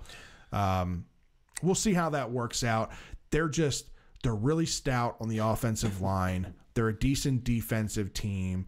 If Dak Prescott can get back to what he did his rookie year, Ezekiel Elliott can get back to doing what he did his rookie year, they should. There's no reason that they shouldn't be a 9 or 10 win team and be right there in the thick of things for the wild card.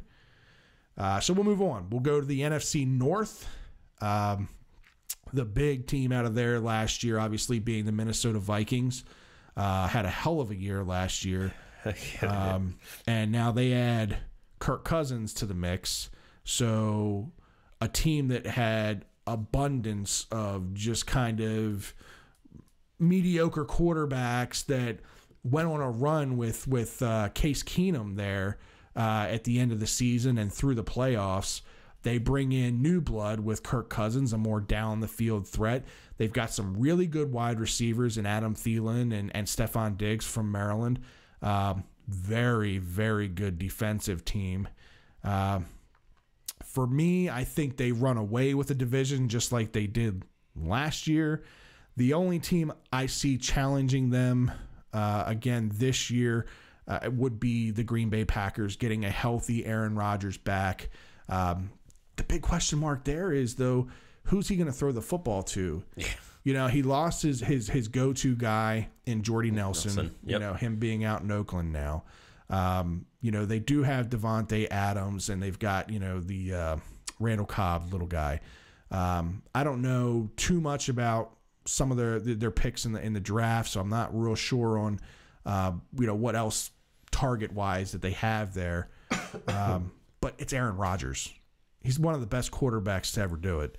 And you throw anybody out there, he's going to make it work. Yeah. Yeah, no, they're going to be the biggest threat. I agree with you. I mean, you got the Lions, who really aren't going to be doing much, and the Bears are the Bears of young. They aren't doing anything they used to. Mitch Trubisky is not the answer in Chicago for me. That guy, I never understood that pick and jumping up the way that they did to get him. He didn't play a whole lot in college and didn't really have a chance to prove himself too much in college. And the little bit, granted, he did beat the Ravens. The little bit that I saw out of him just didn't impress me. Chicago should have gone after Cousins. Just saying. Yeah, well, there's a few other teams. I thought Cousins would end up in Denver, and I thought that would have been a good fit there. But, yeah decided otherwise. We'll see what happens there. Yeah, I don't think you're having any. Minnesota's got that on lockdown. Yeah, there ain't nobody else coming out of that division. Right. The next two divisions in the South and the West are the two divisions that I think you're going to see that other wild card out of.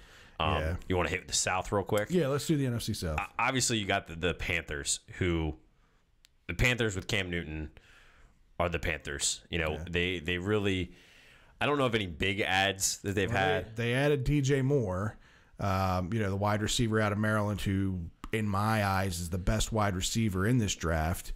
You get Christian McCaffrey, you know, last year in the draft. So you got a year to figure out how to use him the right way in the offense.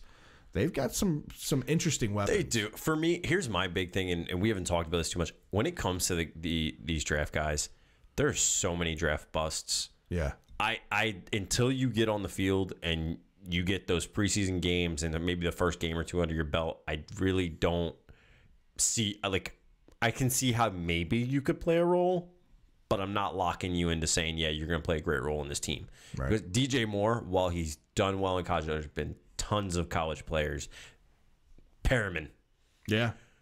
If he turns out to be Perriman, everybody's going to look and go, what? Right. You know, nobody expected Perriman to be the way that he was for the Ravens. And not that I wish that on DJ Moore by any means, but Perriman is the exact reason I don't take, when I'm looking preseason and making predictions like this, I don't take those guys into account because we don't know what they can do in the NFL. Right. You know, they don't have a track record. They have a track record over here, not here.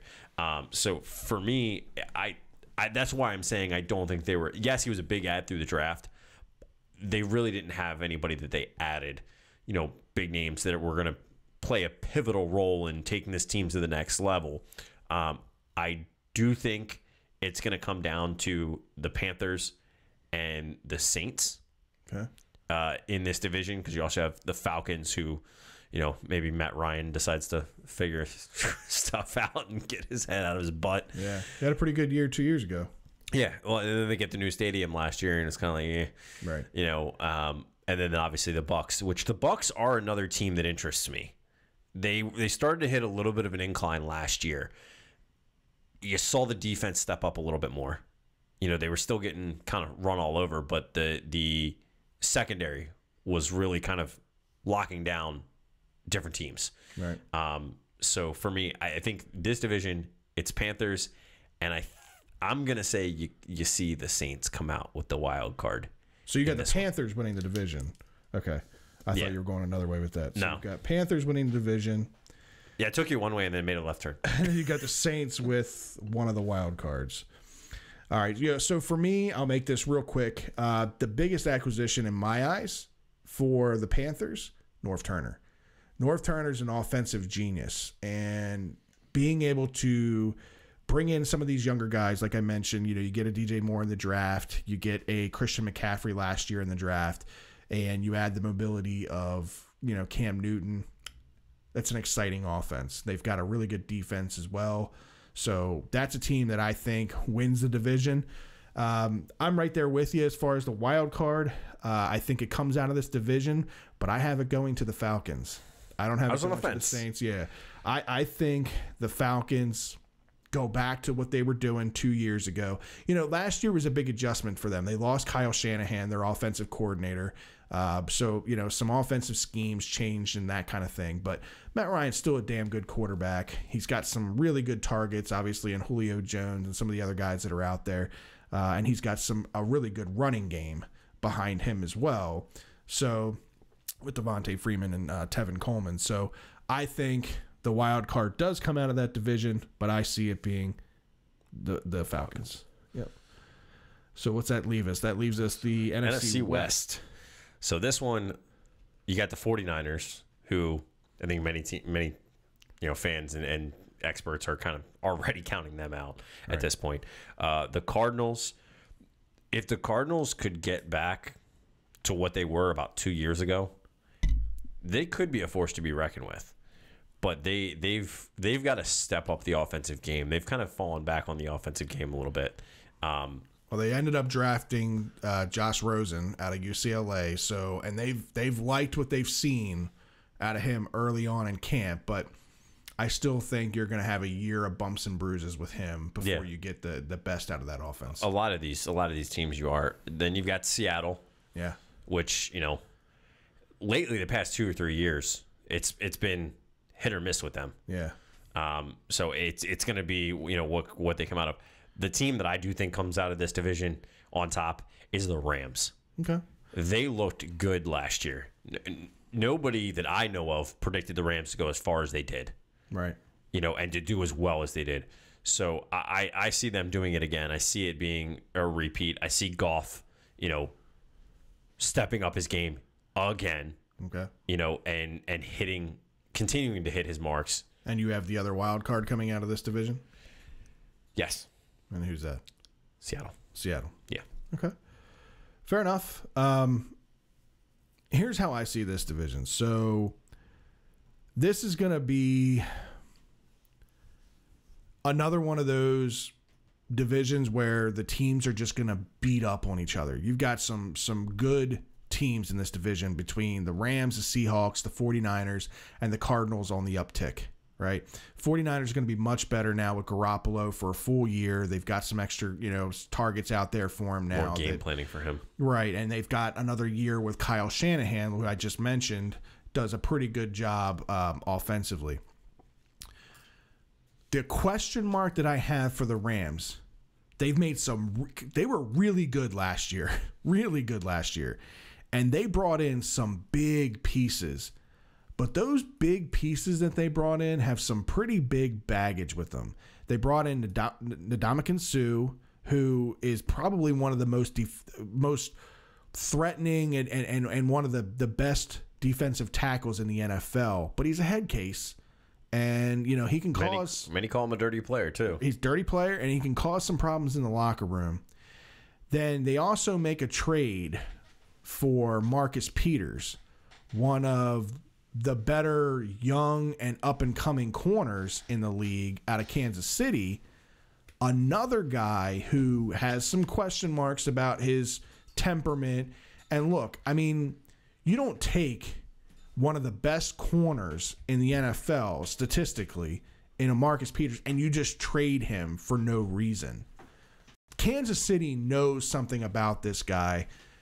It's either a locker room thing, it's a character thing. There's something going on. You don't trade somebody that's that productive and that young, still in his rookie contract, unless there's something else kind of going on there with the player. To give up that quickly, it doesn't make sense. No, but I mean, he definitely makes this team on paper and on the field a better team. It's just, how do those two personalities with Sue and Peters mix with what they've got going on in Los Angeles? So we'll see. I mean, this could be far and away a really good thing for them, or it could end up being detrimental and really spiraling the locker room in the wrong way. Yeah. But that's being said, I still have the Rams winning this division. Obviously, I've already got my 2 wild card teams, so my 2 wild card teams are already selected, so I've got that going. Let's just do a quick recap. So you're in the NFC, you've got the Eagles winning the NFC East, and I have the Eagles winning the NFC East. I also have the Cowboys coming out with a wild card. NFC North, you have the Vikings. I have the Vikings. NFC South, we both agree the Panthers are going to be the division winners. You have the Saints being the first wild card. I have the Falcons coming out of that division. In the NFC, was at the West, you have the Rams as the division winner, and you have Seattle coming out as your second wild card.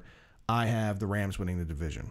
So we'll see. I mean, again, this is all way too damn early, but just I thought it would be fun and something kind of cool to add to the show.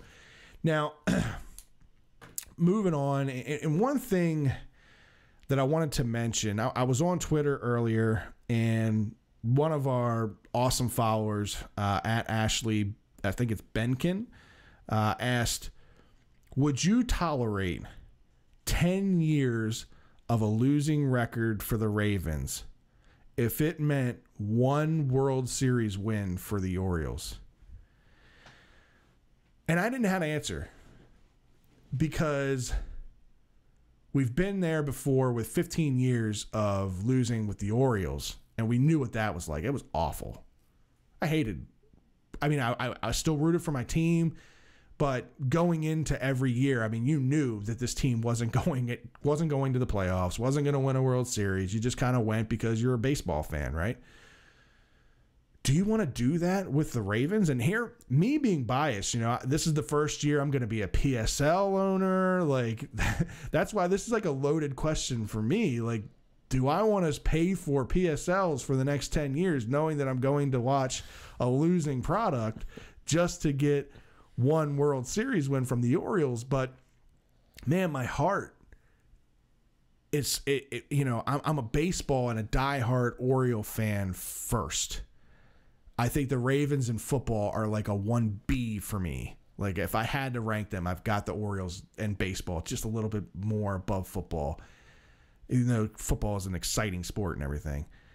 I didn't know how to answer it, but if I had to give it an answer, Ashley, I don't think so. I don't think I would. I don't think I would give up 10 years of the Ravens being a bad football team to get 1 championship from the Orioles. What do you think? My answer is hell yes. You do? I mean, look, in the time that I've been alive, never seen an Orioles World Series championship. Right, last one was 83. I was 1. I've seen 2 Ravens Super Bowls. That's true. Being a huge Orioles fan that I am, I'm a little bit biased on this question. But at the same time, I do love, to your point, the excitement of the NFL, of the Ravens. But to me, it's worth it. If it meant that I got, 1 World Series for the Orioles during my lifetime, there's years that teams go, more so it seems in MLB versus some of the other leagues. It happens more often that teams go longer spouts without winning a World Series. Right. It could be the one shot. I don't know. I'd take it. Yeah. I would take it, and I'd take it in a heartbeat. I wouldn't blink. And that's fine. You know, I don't have problems with anybody going any which way with that. You know, I mean, especially it is a loaded question. It is. It's hard to answer, and we're on two different ends of the spectrum here. You are a season ticket holder for the Orioles. I'm a season ticket holder now for the Ravens. You know, I've got a vested interest in the Ravens. That's giving up 10 years of my next season tickets, knowing that team's going to lose to get that one World Series win from the Orioles. As much as I want to see that happen, and man, that playoff run in 2012 and being in the stands and seeing the excitement of the crowd at Camden Yards, like there's nothing like that. Like it's on another level. We hit a record for an MLB stadium as far as loudness. Oh yeah, decibel level. I was there for the game that, you know, the double that Delman Young hit down the line and everything, and I mean, there's video of it, of us jumping around. You can feel the entire stadium just shaking underneath your feet. Like it was a really, talk about goosebumps. Like, I mean, I get goosebumps just like thinking about that day now. And that was, God forbid you put that call in front of me. God, I'm done. Exactly. Like I get goosebumps anytime I see it. You know, as much as I want to see that the Orioles win that championship, I don't know. I don't know if I could give up those 10 years, but to do that and to win a championship, there's obviously a lot of changes that have to happen. I mean, Can I name number one, please? Yeah, absolutely. What's your number one? I'm pretty sure I could guess it. Bye, Chris Davis. Yeah, like, and this is my thing. What do we do with Chris Davis at this point, right? So, do we just eat the contract and say it is what it is with the money and let him go and just release him? Or do we basically say, you know what, we're going to eat this contract one way or the other because we're either going to cut you and we're going to have to eat the money? Or do we say, you know what, suck up your pride, you're going down to AAA, and that's where you will be until you get this shit figured out, until you get your head straight, whatever it is that you need to do? Because I think a lot of this is between the ears. You know, the guy didn't wake up one day and just can't hit the baseball physically. He's got the physical ability to do it. The guy is a freaking brick shithouse. Like, I mean, he's a you know, a very good shape. There's a reason his nickname was Crush Davis. I mean, exactly. So I don't think it's a physical thing going on with him. It's all between the ears. And me being a guy that has had my own battles with anxiety and some things of that nature, like I know how that can affect you when you're out on the sports field, when you let that kind of stuff creep into your mind. And this guy's getting it from every which direction. I can only imagine what's being said in the clubhouse. I can only imagine what's being said from Buck. But then, you know, unless he's just basically living in a shell and not turning on the TV and not turning on the radio, he's hearing it no matter where he goes. And he's got to eat that. He knows he's robbing them blind. He knows that he's just basically taking this money from the Orioles organization.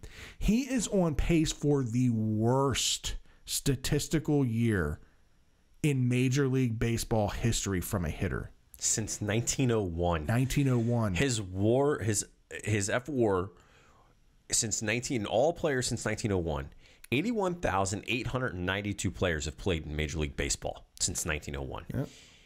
He is on pace to be number 81,892.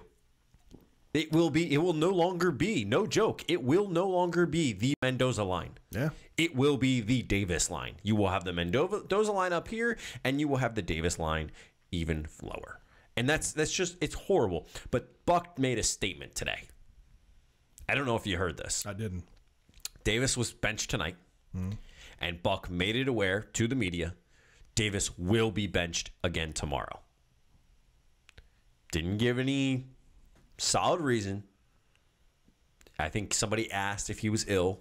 Maybe he got the thing that Manny had. Right. The answer to that was no. Okay. They're done.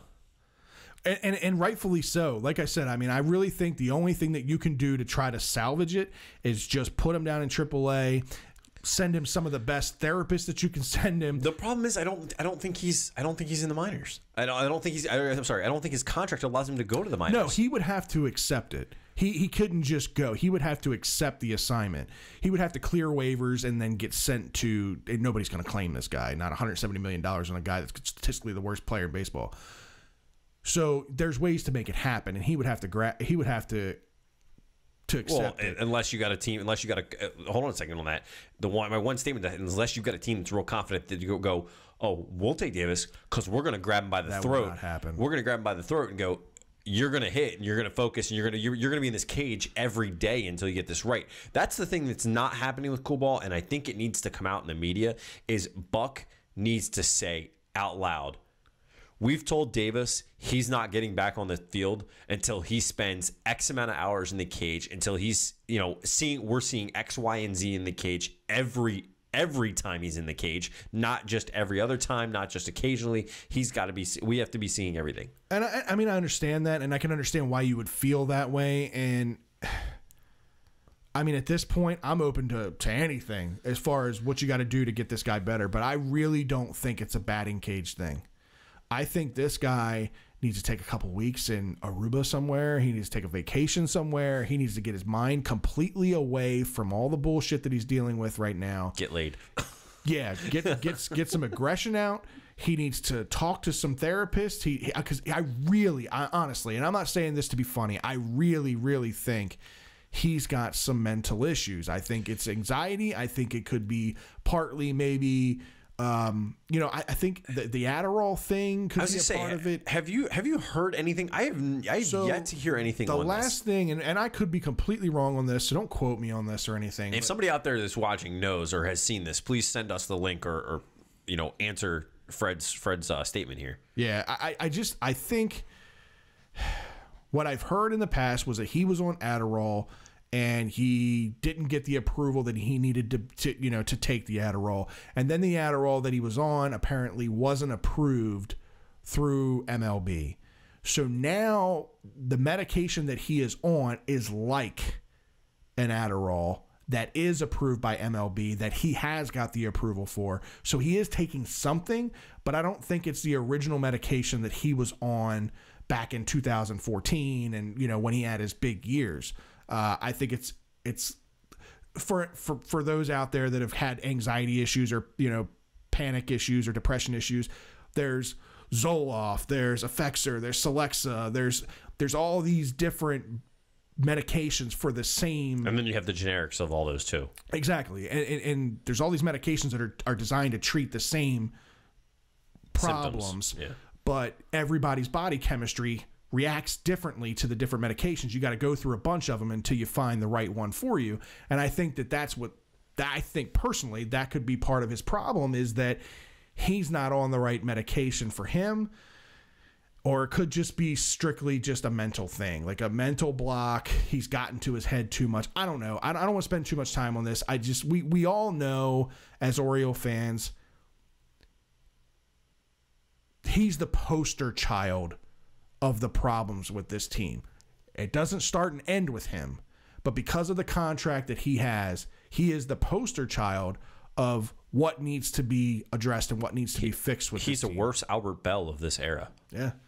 It really is. You look at the contract situation, it was a very similar. They didn't learn from Albert Bell, right. A guy who wasn't very consistent. He was known for having these up and down years, and when he was up, he was up. Right. And the same was Davis, but they didn't learn anything from that contract. James chimed in and said trade him with Manny. I had said something about that a few weeks ago. You got to find the right trade partner, because nobody's going to take him. You got to know that nobody's going to want to take $170 million with Davis.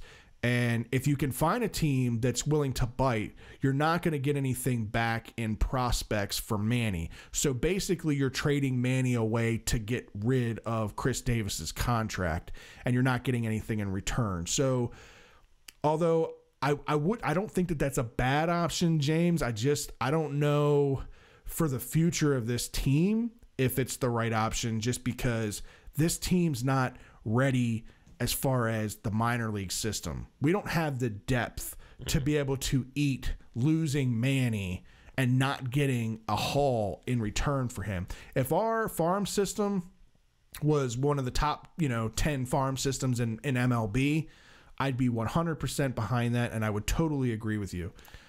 Speaking of Manny got, was last night was out of the lineup due to being ill. Right.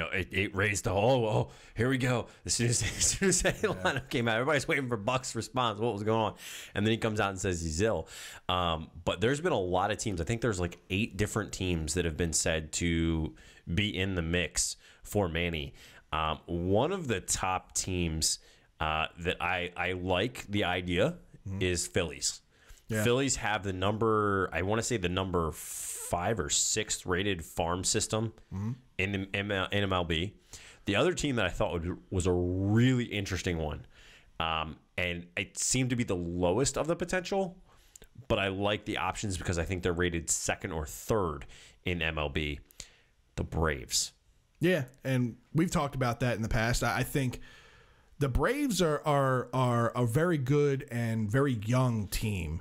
Outside of Nick Markakis being like the kind of veteran leadership that they needed on that team, they're a very young and upcoming team. You add a superstar, like a Manny Machado to that roster, that puts them over the edge. That puts them a serious, in my opinion, World Series contender this year. On the offensive side of the ball,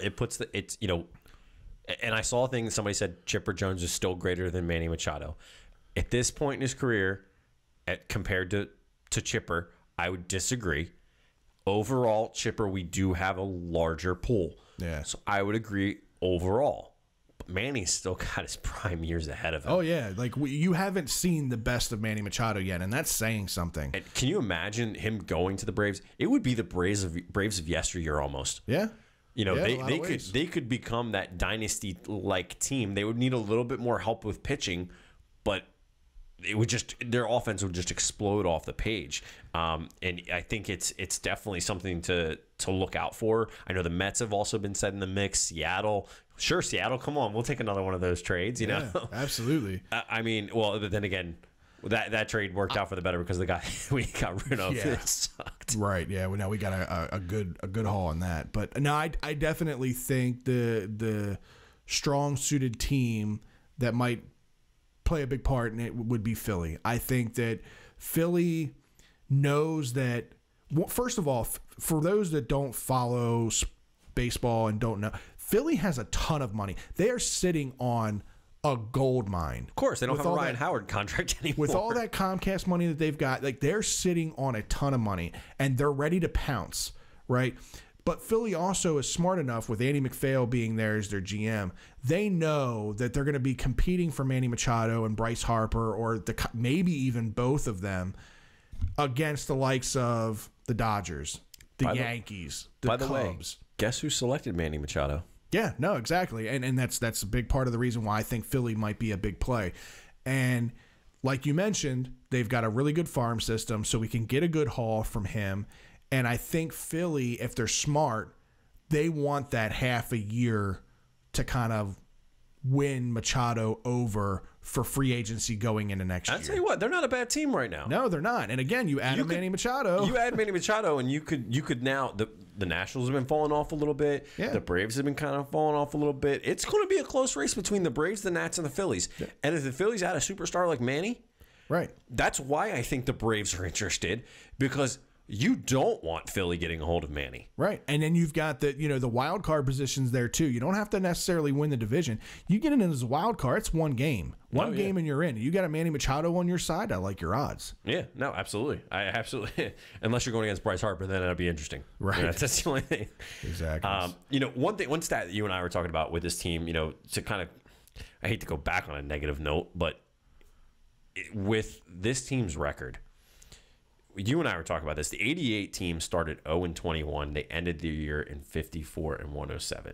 And you had this stat, so I'll let you bring this up. What are the 2018 Birds on pace for this year? If they stay on the same pace that they're on now, they're on pace for 48-114. That's a 6-game drop from the worst team in franchise history. Yeah, like it's It's so bad right now. I sent a tweet out earlier today, and it seemed to get, you know, some pretty good responses, and you know, it came from the heart in a lot of ways, and I'll read it off to you as to what I said. So, I was born an O's fan. I've gone through many highs and many long lows. I will always love and support my team, but I must say this is the first year that I've ever questioned why I torture myself with continuing to watch this train wreck of a team.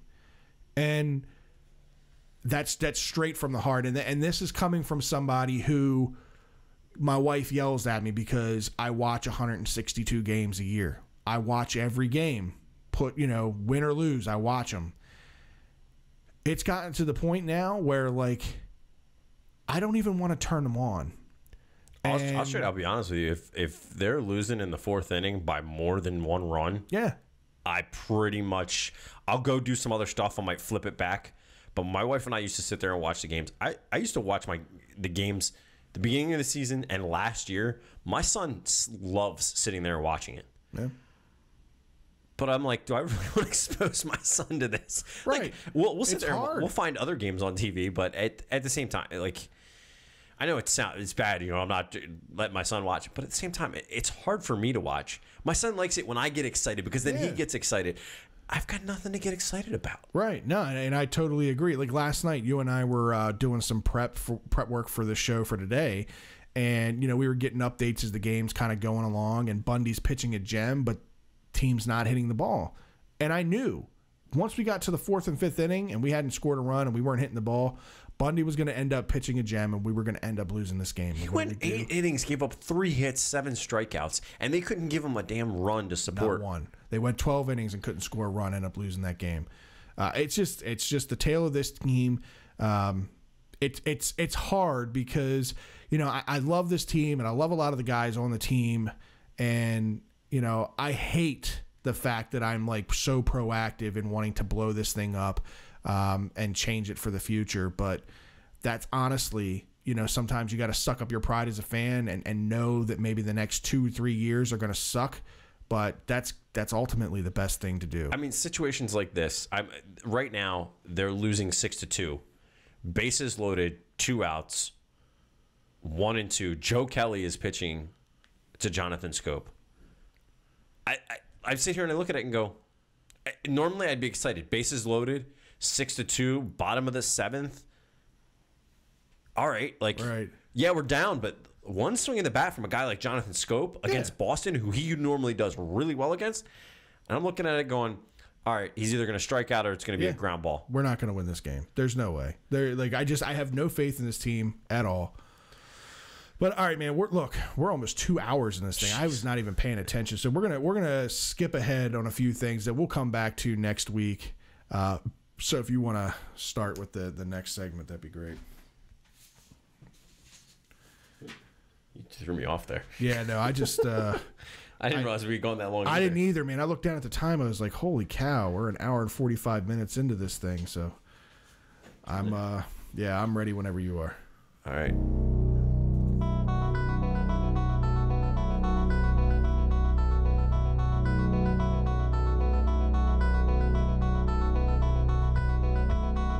And now it's time for the 2-minute warning.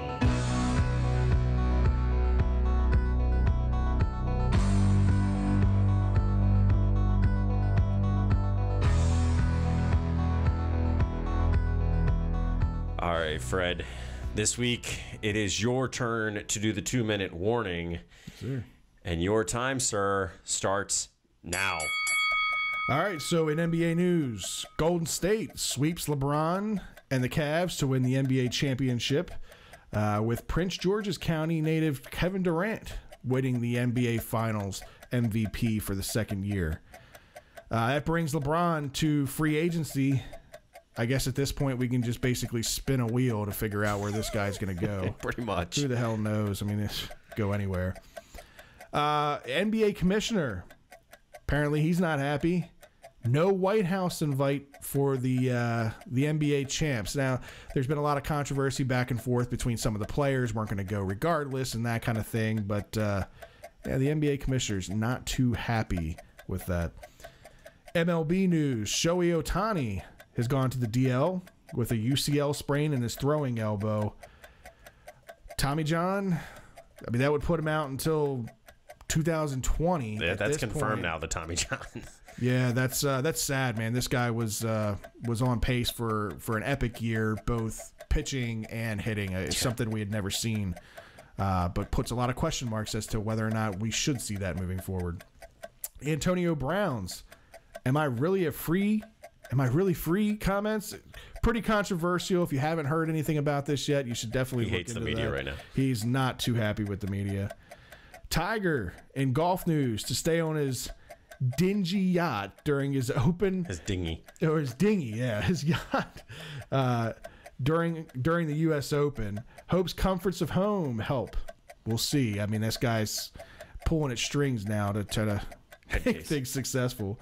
The FIFA World Cup to start in 2 days, June 14th through the 15th. Germany, Brazil, and Spain, all expert top picks to win the cup. Obviously, the USA did not even qualify. Didn't get it in there. But Justify wins the Belmont and Triple Crown, but leads into some controversy. Now, look, I'm not a big horse racing fan. I'm not a big horse racing guy. I know horse racing and some of the betting are some of the kind of things that you watch a lot and take a part in. So do you have any feelings on that or opinions on that? Yeah, so there was a little bit of controversy surrounding this. And I believe the horse's name was Absolute. It's owned by the same owners that own Justify. And this horse came in second or third in the Kentucky Derby on a wet track. The controversy comes in that they pulled this horse from the Belmont Stakes. Okay. It was projected this horse was gonna be in the Belmont, and this horse apparently may be a better horse on a dry track than Justify. So, well, in Kentucky it was a mess. Well, Kentucky was a mess. You know, the Preakness was a mess. But then you have this dry track. It was great weather. They pulled him somewhat last minute. I think they pulled him about 48 hours before. But the crazy part is, if their horse or any horse beats Justify, they don't get a $20 million purse for him winning the Triple Crown. Yeah, I mean, I guess I can understand that, and I understand where you're going with it. You know, obviously I guess the people out there are saying that they rigged it to the point where, you know, there was no way that the other horse was going to win by pulling him out of there, so that doesn't put that $20 million at risk. I get that, but at the end of the day, your horse still has to win the damn race. You know, oh, absolutely. I get it. He was the favorite to win and all of that, but at the end of the day, he's still got to go out there and do it, just like in any other sport. You know, you can have the best team on paper and all that kind of thing. You got to still go out there and do it. Yeah, they kind of gave themselves an edge by pulling him out, but I don't know. I don't see a big problem with it. I don't think it's a controversy. At the end of the day, the horse won all three races. Why? You know, I don't understand why people question greatness so much. Like, it just seems that happens a lot. Like, anytime somebody does something amazing, there's always the naysayers that want to question it or bring it down to make it, you know, not feel as important as it once was. But not to justify, but I think a lot of people, the reason people question it is because there are so many scenarios in which people didn't question things, and it wound up kind of coming out after the fact. Right. You know, there were questions surrounding NFL with the deflated footballs. Right. Comes out after the fact. You know, you've got some of the other, you know, ones out there. I was trying to look and see what that horse's name was. It's like really bugging me. I think it was Absolute. It is something along those lines. But the big thing is, or Audible. There it is. Audible finished third. Okay. And that's the horse that they pulled over by the same owners. But it just there's been things across sports, and just, you know, even in political elections, right? You know, things like that. There's controversy and there's questions and then these things come out afterwards. So I think people have been trained to just question. Yeah. You know, to question without question. You know what I mean? It become the naysayer, you know, be the person that uncovers it and stuff like that. I do have a problem because money was involved. That's why I have a problem with it. But there's money involved in all sports. You know what I mean? There's money involved in everything. And at the end of the day, like I said, regardless of whether, you know, if you have the ownership of both of those horses, then you have the right to pull that horse. It's not like they went behind like the owner of another horse that was and like hurt the horse in some kind of way to keep him from going out. If you have the ownership of both of those horses and it's in your best financial interest to say, hey, well, you know what, in this race, I'm not going to run him because I got the potential to win $20 million. If that's you mean to tell me you've got $20 million on the line, and if your horse wins that race, you win that money, you don't take one extra factor away from the possibility of losing that if you have the control over it? To an extent, yes, but it's how they did it, because they claim that the horse had an injury. They've been questioned multiple times around it, and it's at this point it's being developed that everybody feels it was a lie. Right, Justify's a great horse. Don't, you know? I agree with you. You can't take anything away from a horse that did do really well. Right. But the statistic, you know, it's that statistic side of things that catches up with you that says, well, wait a second. The numbers say yes, anything can happen. Any given team, any given field. You know, same with horses.